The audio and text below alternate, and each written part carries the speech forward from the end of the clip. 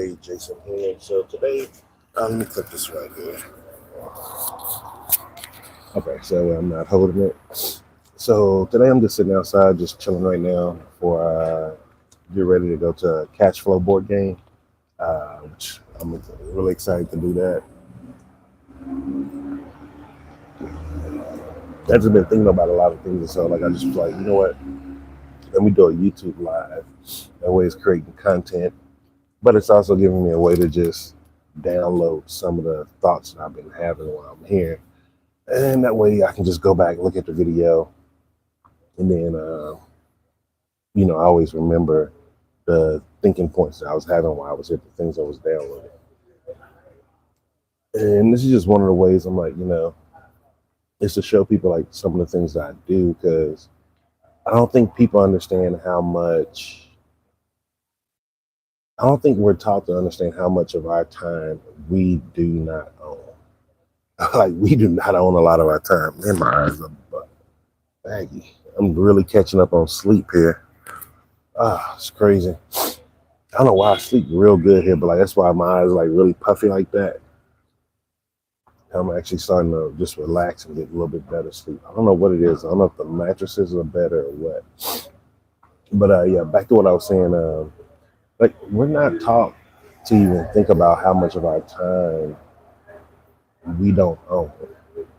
Like, think about, you have your work schedule, then you have your time that you need to get up before work to make sure you get there on time. Then the time that it's taking you to get back home, traffic. Like, by the time you really end your day, are you really starting that day for you? And I can say honestly, by recollecting and thinking in the past, when I used to work at the post office, working 2 or 3 jobs, um, no, when I would get home, I would just probably still be unwinding from work. So it's like another hour or two that was just being focused on why this person at work don't make sense, why this could be better, things that are just not constructive to help me get anywhere that I want to be. And now that I own 24/7 of my time, it's like I get to do what I want when I want. And I don't think a lot of people understand how much freedom is in there, because a lot of us are just stressed all freaking day. And I remember how those times feel. Hey, how's it going, Super? I remember how those times felt when it was just stressed out, like, worried about, am I going to make enough money at the end of the month, all of these different things. And I never wondered why that situation was. But now I'm seeing like, no, I'm American, but I live in Africa. But now, like, I see what the problem was because I'm on the outside looking in. And the problem is the same everywhere in the world, is we're all just really working our butts off just to pay for where we live. Like, housing is overpriced. Because you always hear about, well, at least for me as an American, I always hear about like, oh, in the 50s and the 60s, houses were so much affordable. People were getting into these houses. Everyone could afford their home. Things was better. But I'm like, what changed? Like, what changed to make things go from that bit of a place to now it's like grown adults have to have roommates for their whole lives almost, just because housing is expensive. And the thing is hey, how's it going, Frankie? And it's, I think something happened when we're using terms like low income. I think the picture that's changed with that is like basic necessities, basic needs, cheap stuff like that. And so I think a lot of people started getting into that game because real estate at the end of the day it's a rich man's game, because you will get rich off of it because there's always people that need places to stay. But people didn't really understand what they were supposed to be doing. Like, what are they providing? So I see this all over the world traveling. is people equate cheaper housing with lower standards. And I think that's what people are messing up. Because, like, I'm like in the US now, I think a buddy of mine was telling me, one bedroom, and it was in a southern state, I think Georgia or something. It's like over 2,000 US dollars. That is crazy. That is freaking crazy, man. Like, if you're bringing in 4,000 or $5,000 a month, almost half of your income is going to housing. That's crazy. That is not right. Because all these financial books are always saying how your housing is supposed to be about 10% to 20% of your income. But I'm like, how's that possible? Because you can't expect everybody to go earn so much money like that. Like, the money is capped in that capacity of earning, which that's a whole nother story. Even though money is becoming open, it's still capped in a lot of areas, especially in the corporate. And so, I don't know, man, like being here in Joburg this time around, it just really let me reflect and see things and get all my thoughts in order about, because look, I know, like, when people see me traveling and they see me moving to different countries, like, oh man, he's fearless. He can just go out and do these things. Like, yo, it's fear behind a lot of it. It's just you gotta sometimes trust the process of what's at the other side of fear is better than where you're at now. And I can do that on some things, but sometimes it's like, okay, am I dreaming too big here? Am I going too far? Because now I'm going into where I'm going to be developing real estate, my own real estate. This is it's interesting. It's a different man's game. It's like a different, it's humbling because it's like, yo, you're gonna be providing housing for people, dude. You need to get things done correctly. Like, I don't think that's something that should be taken very lackadaisy, or I think some people just don't take the seriousness of this. Like, you're doing something to provide housing. Like, this is something that's really, really important in the world. And so being able to do that in Zambia is like really amazing. And so, like, it's fear behind it. It's like, am I crazy? Am I thinking wrong? And then being here, and now I'm in my second place here. And both places just gave me better concepts for tiny home designs. So, like, that's the other thing, like, y'all don't see, even when I'm in a country, like, I'm staying in certain areas to try to learn things about, okay, what does the society look like? How does the things operate? What is the housing looking like? Because, like, being in a big, like, okay, so after being in Colombia, the last place that I was in was it was a 4 bedroom apartment. It was a beautiful apartment, beautiful, but it was a 4 bedroom, and then it has a maid's quarter also, and a washroom and everything. And then I had two balconies. Beautiful place. But after Cece had passed away, and it was just me in that place, I was like, dude, this doesn't feel comfortable. Like, you start closing all the doors because you like, did I just hear something back there? So, like, when I started understanding, like, hey, yo, I'm a single guy now. Like, my life has changed. Like, I can't keep being in all these huge places. I started, especially, being in a big place like that by yourself, and you just started hearing stuff. Your mind go crazy. So I started looking into the downsides. When I first started out downsizing, I was like, okay, these are not my standard. And then I started realizing, okay, there are things that are my standard. Some of them just a little bit more pricier than others.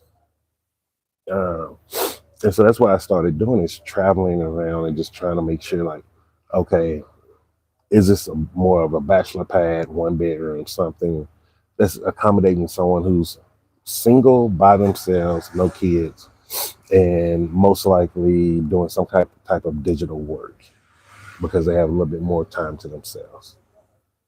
And so that's why I discovered there's like this little tiny home market that already exists.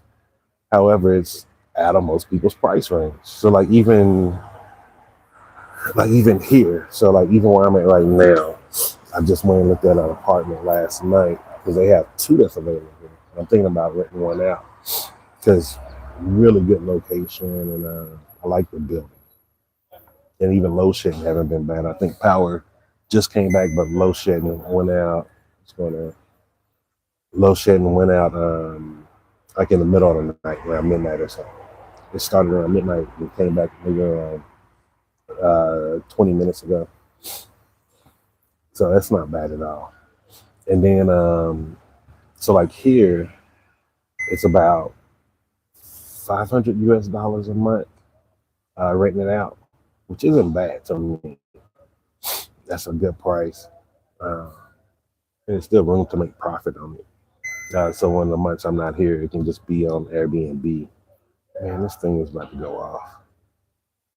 I'm probably gonna have to do this live later. Let's see.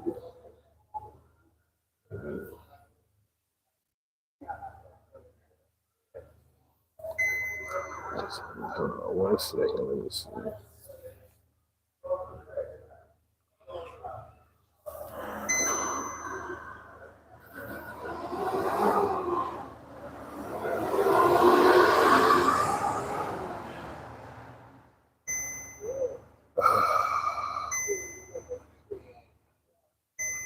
Hold on.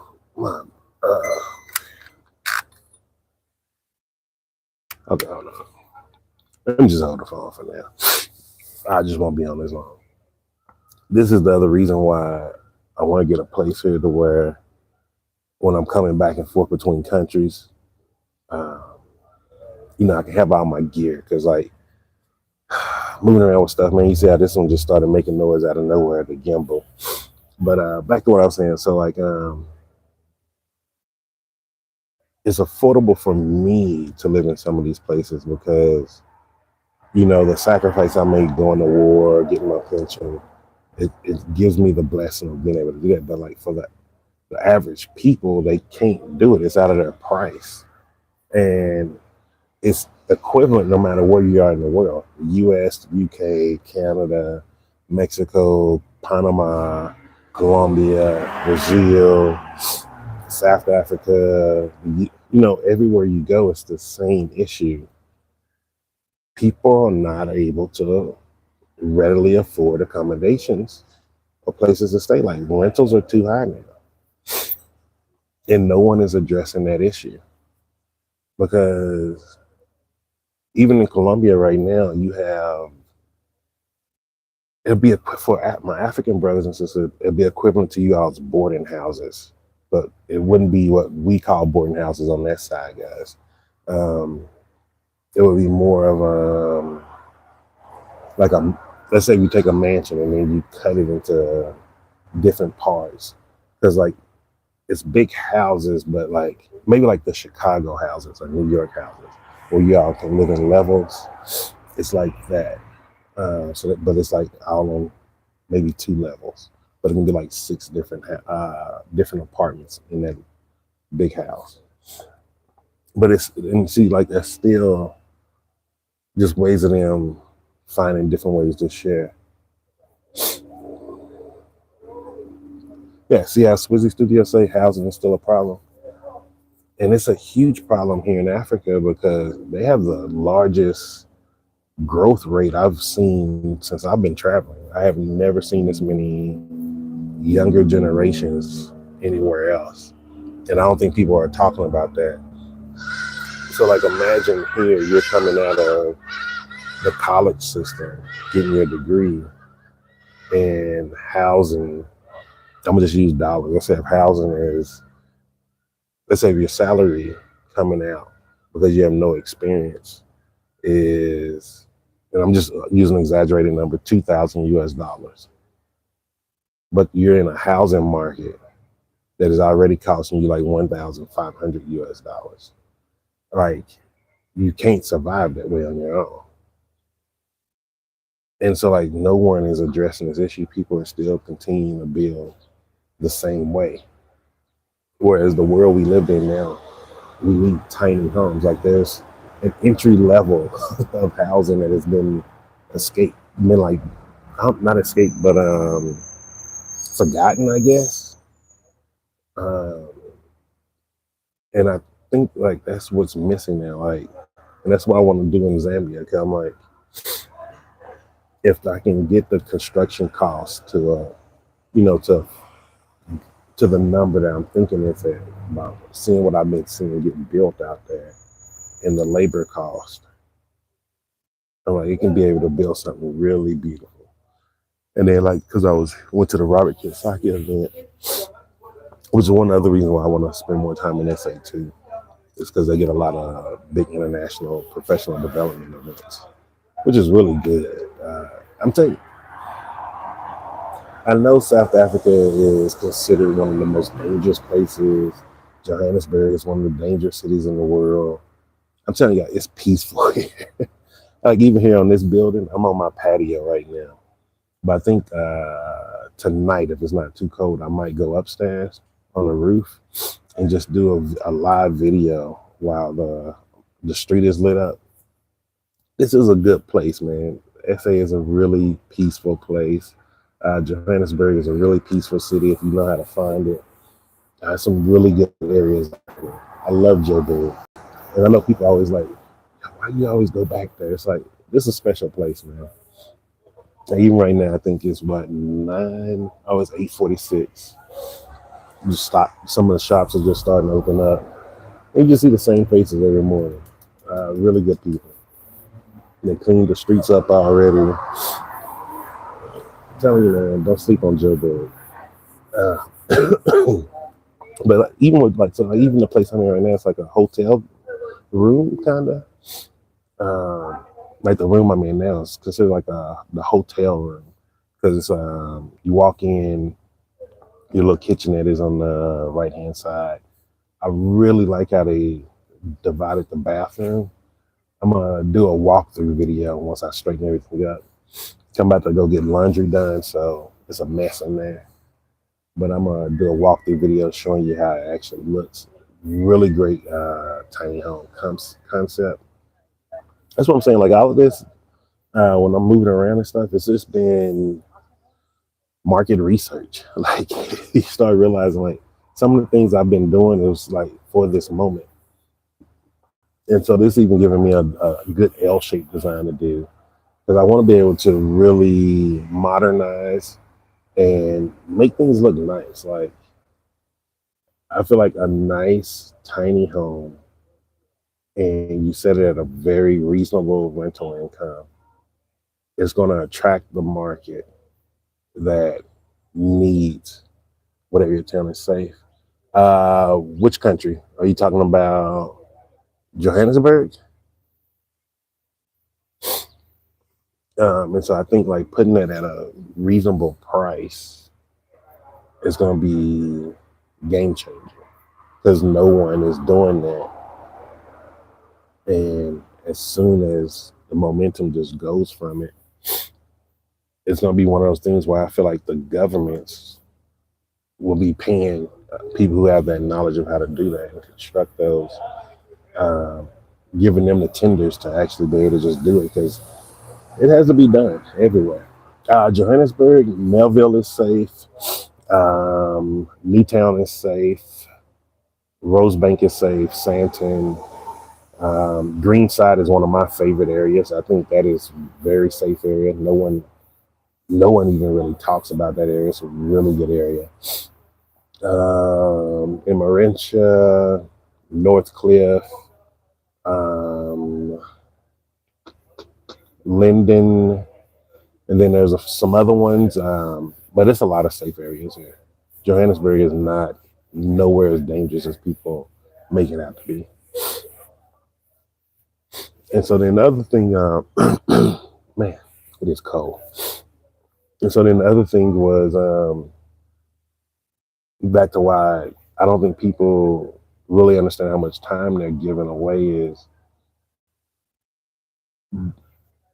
the ability to learn and to operate outside of the 9-to-5 work schedule exists mainly in the 9-to-5 work schedule. So I guess it's a system that we're under, and I don't even think people think about it though. But like most people will never have the ability to change their circumstances or actually change their lives because they're giving so much time to the struggle, which is the working class system. Like we don't realize we're never taking the time to learn outside of that system. Like we live in multiple systems, and it's scary. Like it's scary in a way because like the other thing I do is like I do a lot of so like my main thing now is studying life. How do you study life? You study yourself, and you study the society that you're in, because the society that you're in is going to actually teach you the people that are within that society. And it's the way that if you ever watch those movies like Beautiful Mind, some of those other words like the philosophical people that are real smart and all that, they're always studying pigeons or something like that because there's once you study a group of animals and they're just natural around you, you start understanding their communications. The same thing exists in human societies too. To truly understand a society that you're in, you need to be able to watch people, but them being natural in their space. Because there's a difference if you know someone's watching you, you're not being your natural self. That is just a self-defense mechanism we all have. And so like for me, one of the things I always do, like stay high. So like right now I'm on the second floor. Most people don't look up, so they don't even know that I'm just sitting out here. It's not that you're spying on me and stuff like that, but like the more you just sit and just be in the energy of it, you start understanding the energy. You start understanding what people are saying, what they're talking about. You start getting the feel of it. Like we've all had that. Have you ever had that experience where someone was talking to you and you just felt what they were saying? That's what happens when you just relax in an environment in the society. You'll just start to understand the things that are going on. You know, all have to be verbal communication, language, vibe, the way people are walking, their clothes, the way they're talking to each other, who they're talking to. All those things that start telling you a lot about that area. And so that's something I've been able to do over the while. Like, you know, I've been able to do it in Panama, Colombia, in the UK. I was able to do it in where else was I at? South Africa here, Botswana, and Zambia also. And you start coming across the world isn't different. We are not different at all. In fact, we're more similar than ever. It's just little tweaks that we have on certain things. But like at the core, we're not different. There's nothing different about us. We all have the same family drama. We all have those drunk uncles. We all have the crazy aunts, crazy cousins. Like we all have the same individuals in our lives. It's just little bitty tweaks, and we make those little tweaks to be significant changes. Any plans in India? No, I'm gonna be honest with you, not yet. Um, Maybe there may be a 10-year plan with India, but right now there's so much in Africa I have to look at. And I just found out about Liberia. And so I'm waiting on my buddy to go there, scout it out, and see how things going. And then I might be flying out to Liberia next year, and just doing some footage on the ground, just sharing it with people. I know some people may want to be more in West Africa. However, I want to see if I can get you some different options than just Ghana. And so, from what what he's researching, Liberia is looking really nice. Yet I don't want to say anything because I don't know anything firsthand. So I'm waiting on him to get there, to go there and check it out, and then I'm gonna be sharing that. But India, because there's a lot of For India, I want to have more money, my main money, multiple streams of income in place, especially with the real estate, because I feel like with all of the culture in India and the fact that you all have a lot of your ancestral culture in place, I feel like I would spend a lot of time really trying to connect some of those things to the Western ideology that I was growing up with. Um, so I would like really geek out in India, and so like I would want my money to be at a certain level because I know how my level of geekdom going to. Yes, it's true. We all inhale and exhale the same air. Um, I think sometimes we forget we're on the same planet. We don't live on different planets. We're all on the same planet. And this whole planet was colonized. And when I say colonized, I don't mean in a bad way. Sorry, I'm just stretching my legs out. Oh, this gimbal messing up really made things worse. Um, when I say colonized, I don't mean it in a bad way. I know it's a horrible image, rightfully so, but at the end of the day, we still live in the game of colonization. Like, I think and this is another one of the philosophical things I've been thinking about. I feel like as humans in this modern era, we have been taught incorrectly words. Um, I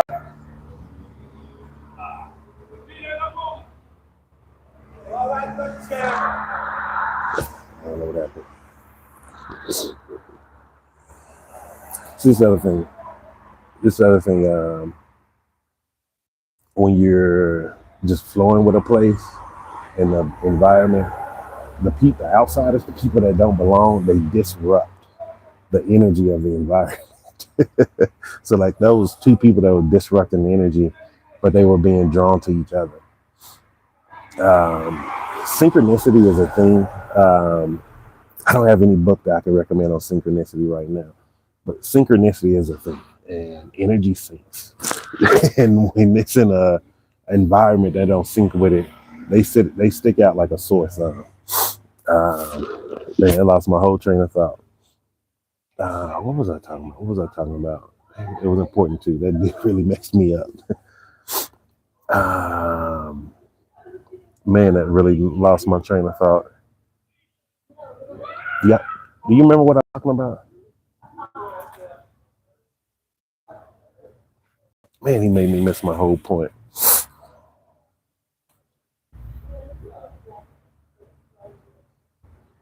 I remember India. Uh, oh, the words, the words.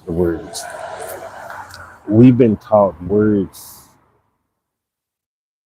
don't evolve and grow, and words evolve and grow. Like we've been we've been taught stagnant, to be still, to not move, and it's been taught incorrectly.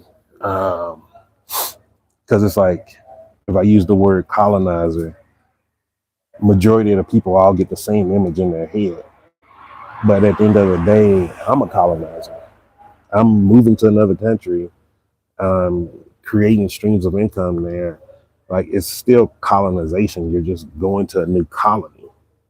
Um, it always been colonizers on the planet. And I think, and it's not making belittling the things of what that last generation of colonizers did. It's just saying we can't try to make a word mean just this one bad representation of it. And I think a lot of people now are in points where their biggest opportunities, their biggest game changer in their life is sitting on another piece of the planet. Like we have to stop being afraid of moving. We have to stop being afraid of change. Like we have to globally recolonize this planet. Like we need to bring new colonies together. And I don't think a lot of people understand that. Like I think a lot of American veterans and American retired government people, you all need to be coming to Africa and other countries. Like, go where you want to go, but don't skip up on Africa. And I think African countries need to start targeting them.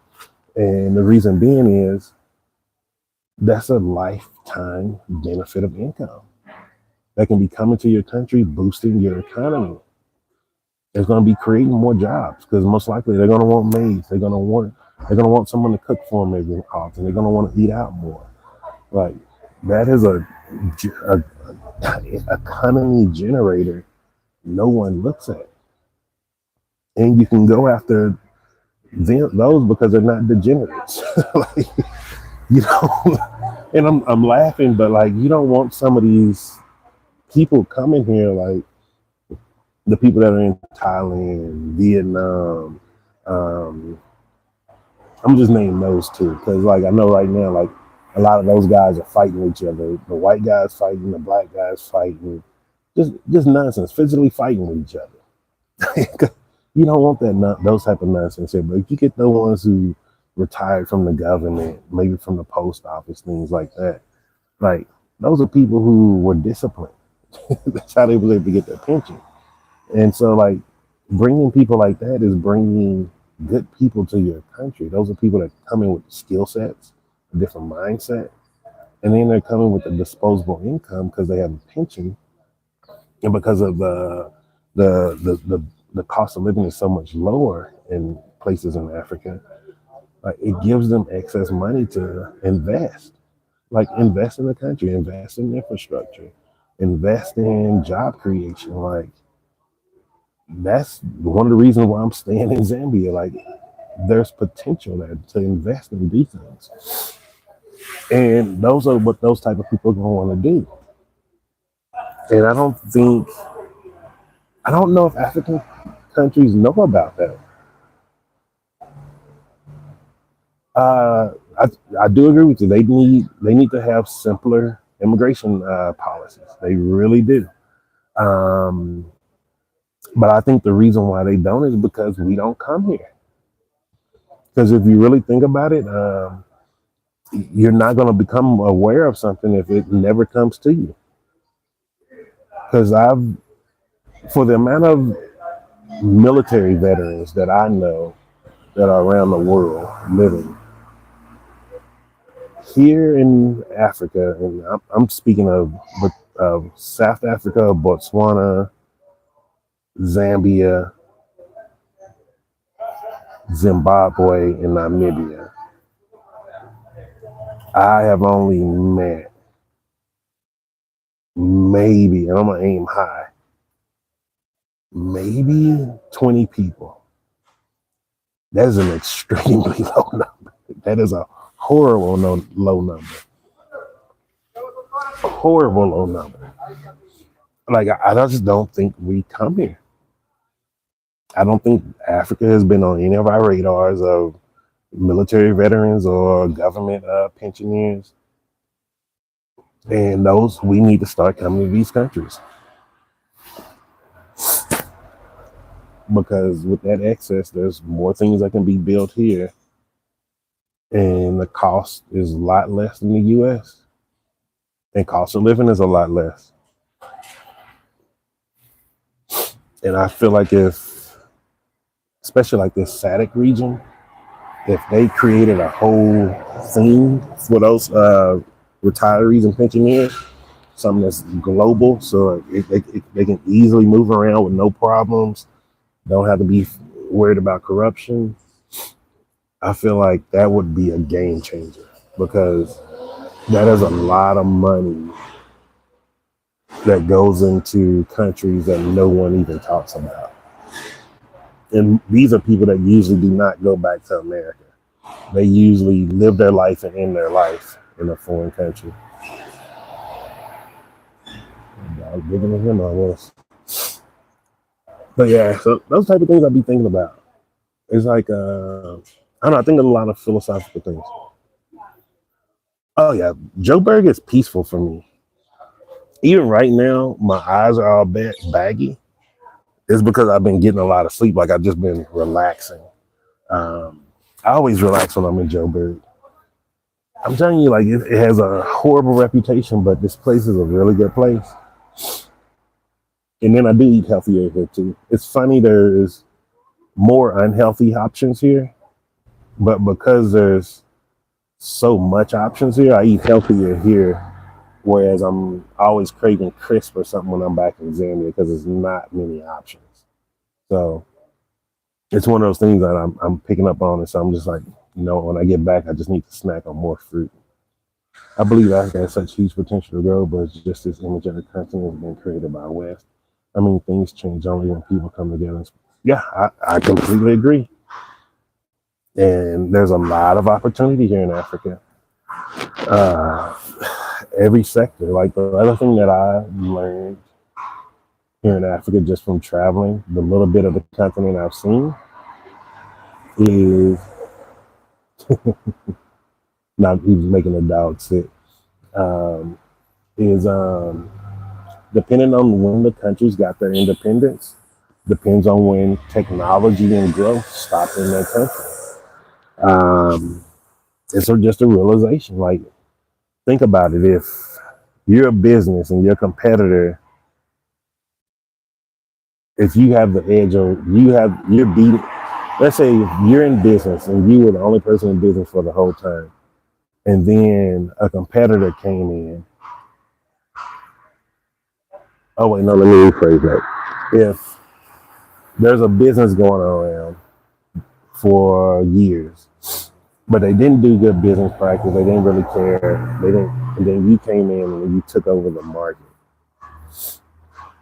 No, I'm gonna try to say it directly. Shit, I can't get the analogy right. I try to stay away from this. When you hand over a country's freedom, you're not going to put them in place to destroy certain things in power that you have in power, which are the resources and money. And so for African countries, that means minerals. When these countries were handed over, the minerals were the money of the countries was still owned by the colonizers. We just hit them in corporations. Remember, governments are corporations. A government is no different than any other corporation. Google is a corporation. Apple is a corporation.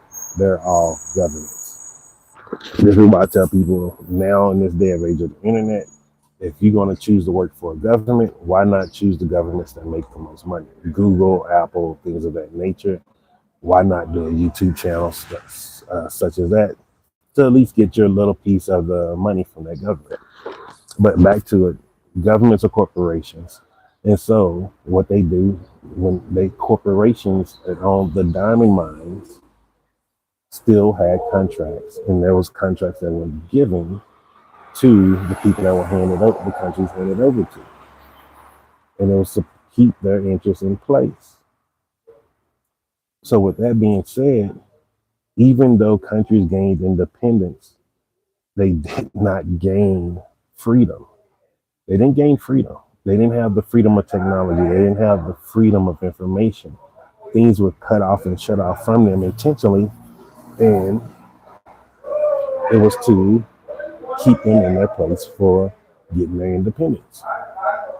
Like, we just don't talk about these things. It's not, the people who did this are no longer alive. I don't think so, unless they drinking dragon blood or something.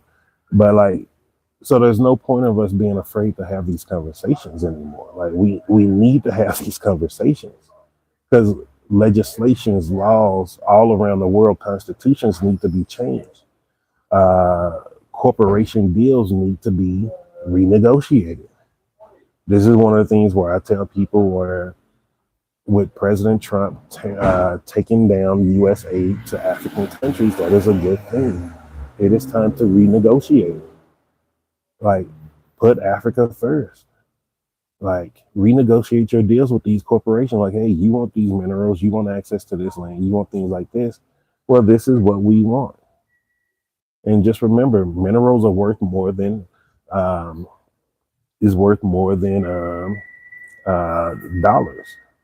And what I mean by that is minerals are worth more than currency. Currency will never have more value than minerals. Minerals belong to God. Currency belongs to man.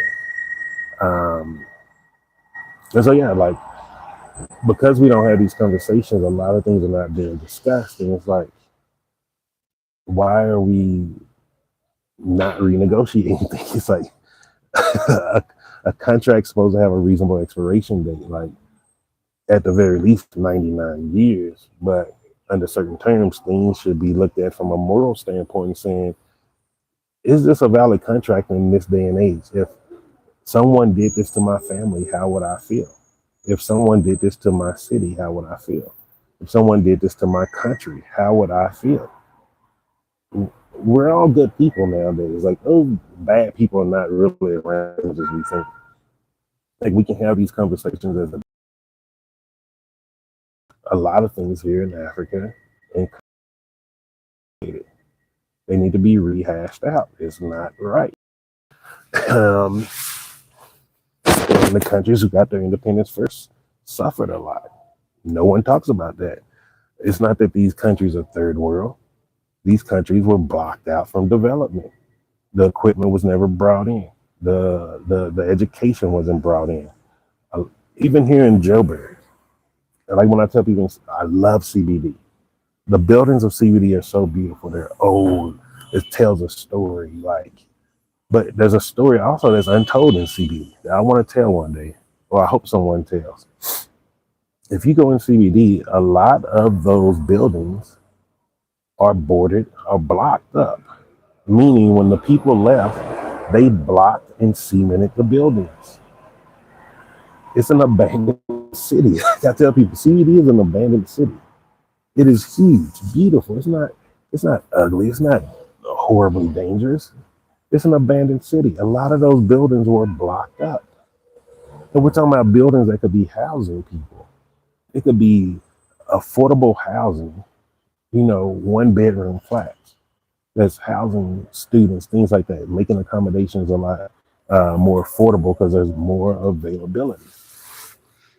Yet people don't know that. A lot of people don't know that because they don't walk down there. Like, the things you don't know until you become aware. Oh, thank you, Sheree. Thank you. Um, if I did a channel that was all extravagant or me being all extra, and it's not me. It's not genuine. And the thing, and this is the blessing. Let me wait for this card again. And this is the blessing. This is why I try to tell people, like, make sure you have enough money and understand your budget before you live overseas.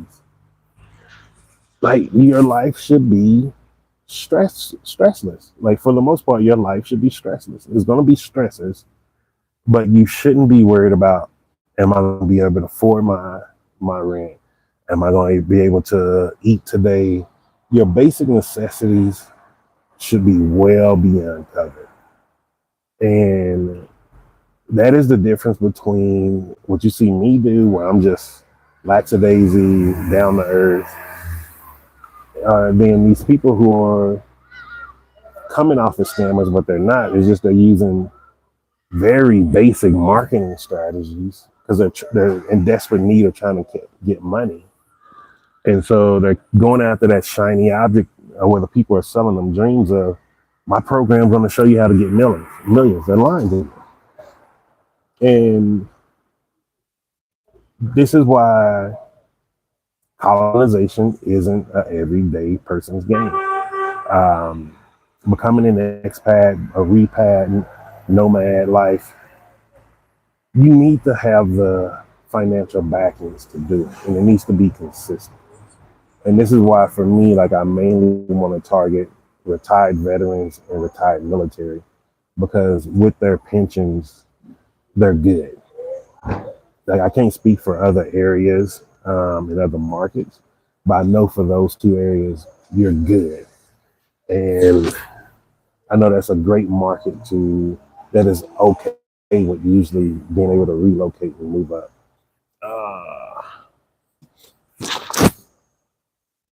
This is why I asked you about India, because we were in a similar place after independence, but started to support startups and education. I mean, I love how Modi is establishing relations with Africa. My family has been in South Africa once, and we all are so similar. You know, it's funny. South Africa has the largest Indian population outside of India. Really great people, man. Indians in South Africa are really good people. I have nothing bad to say. Really great people, man. Like, but you know, to be honest, I feel like Indians get a bad rap because I know there's supposed to be like some, I don't know if it's because of colorism or what, but whatever happened in the past with India, but like a lot of times I see black YouTubers in India, they're always trying to make it seem like it's a racial issue. And like I don't know if it's just the area they're in or not. And so like for me, like I really have to do some research on India before I go because I want to show the beauty of India. Like I don't I don't like people like it's not my opinion. I don't feel like people should do content like me. People should do content that they want to do. However, I don't think it's cool to just go to an area or to a country and show the bad of the bad without showing the opposite. It's like if I go show you Hillborough and then I don't show you Sandton City here in South Africa. Like that's not an accurate representation. And I personally want to show that like this Western mentality of the West is the best. It's a lie. Like that's not cool at all. Like it's not true. Oh, yeah, that's true. Only finance is needed in Africa, um, and it's different levels depending on where you go. Like I would say probably Joburg, not Joburg, but South Africa is way more expensive than Zambia. Um, but it's like that's the good thing. Like it's places to go to work your way up. And I think a lot of people need to get that image of Africa being a safari, the Lion King. We need to just get that image of Africa out of our head. Um, like, let me see. I'll just show you where I'm at right now. This is where I'm at. If you're from Texas, this will remind you of 6th Street in Austin, Texas. And this is where I'm at. I'm just literally chilling.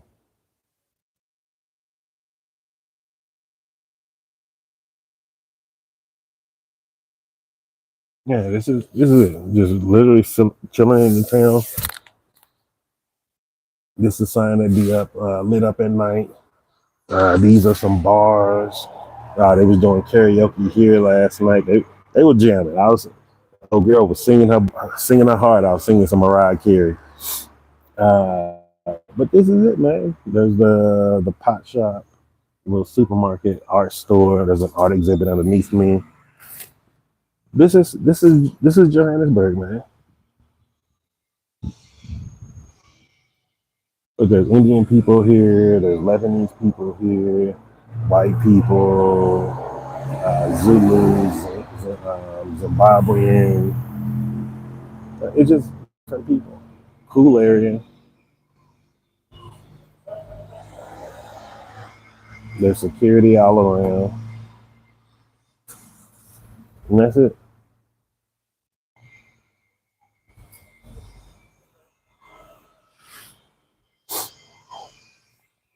But if you go and probably be like, "Oh, Johannesburg, South Africa, right now," they'll probably show you some horrible image that I don't even know if it really exists here. But there's a little restaurant turns to a little bar at night. But yeah, that's it.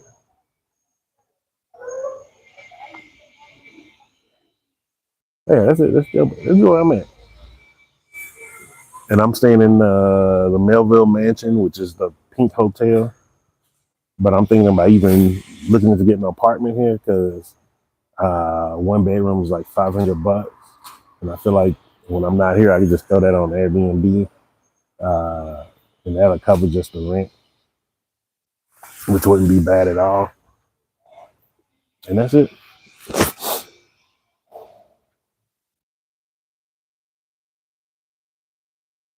Yeah, we need each other to survive, and I think that's why colonization was given such a bad word. We all should be colonizing. We should be going and making new colonies, making new tribes. Like, why should someone live their entire life, generations, and they never left their home country? Like, what could have come if you went to another country where your currency was more and then you was investing in that country? Like, why do we have to live this? Like, even the other day, like I was looking at what was it? I was watching something and it was showing the kid was more, it was a family, but the kid was more involved in their iPad or something than even, just playing with the family. So like the dad ended up just FaceTiming them, and that's how they were talking. So it's like, you can FaceTime and Zoom call, and you have the ability to always stay in contact with people and see them. So it's like, we got to let go of this fear of change. Like, I think a lot of Americans right now who work their butt off to get a pension or to save money, have a big 401k, they need to be looking to other countries. Take your money to another country, become a multimillionaire, and live that life there.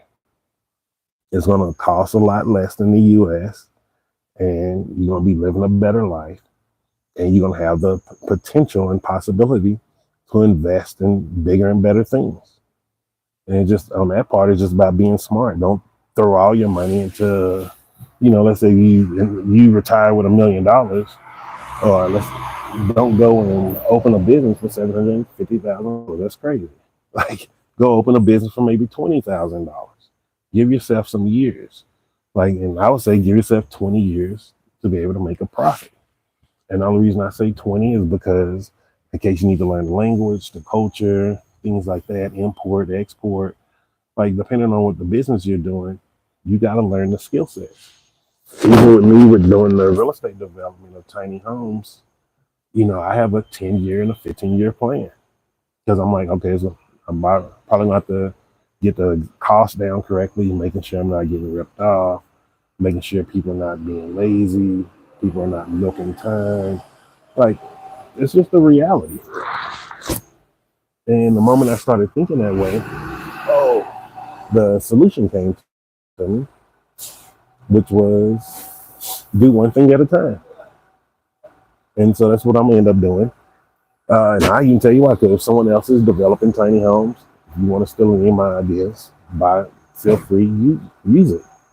Because at the end of the day, it's about providing housing for people. So what I'm gonna do in Zambia, the first thing I'm gonna do is hire people just to clear the land. Their whole job is to clear the land. And then I'm gonna put them under contract as independent contractors. Because everything I want to do is legal, by the book, and I want to make sure I'm paying taxes along the way.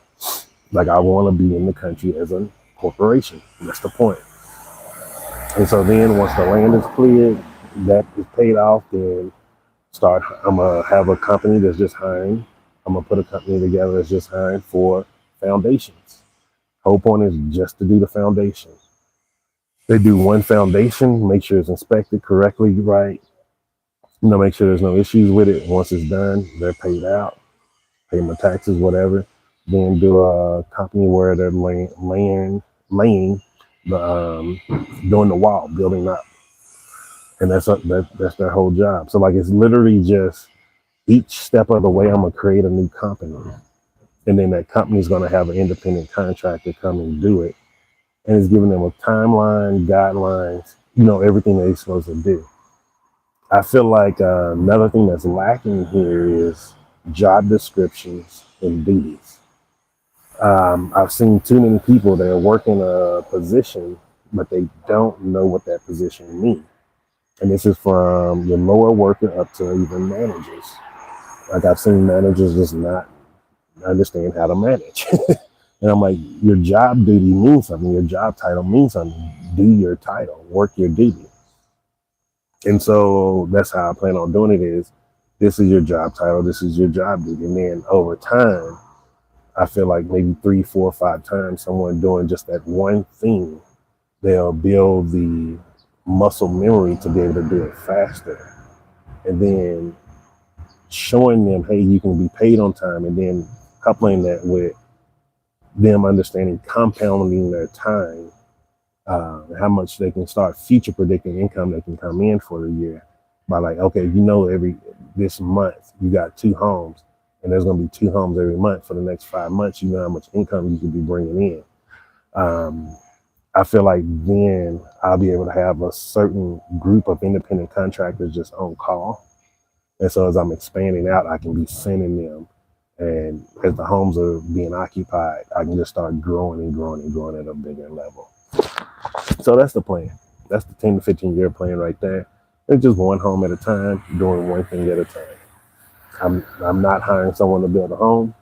I'm like, hey, your job is to clear this land. Your job is to do the foundation. Your job is to get the shell of the house up. Your job is to do the roofing. Your job is to do the plumbing. Your job is to do the electric work. And that's it. I feel like there's going to be less problems and people be more motivated to just be done with their part and get paid. I feel like you tell a person to build a house, and it can take up maybe 2 or 3 months. But if you tell them, hey, clear this foundation, clear this land, okay, it may take 5 days. Clear this, build a foundation, lay this foundation, that may take 7 days. Okay, let's get this shell up. That may take, let's say, 20 days. And now we're a little bit over a month. All we now need to do is the roofing and then the plumbing and the electricity. I think it's just simpler that way, and it's going to be a way to make people more efficient. That's one thing I'm grateful for from the military. Like, efficiency matters. Like, efficiency matters all the time. Efficiency matters. Oh man, I need to get up. All right, I'm almost at an hour. Let me get out of here. I need to go ahead and. Oh, good night. Have a great night. And sorry to wake you, but let me get up out of here. I need to go ahead.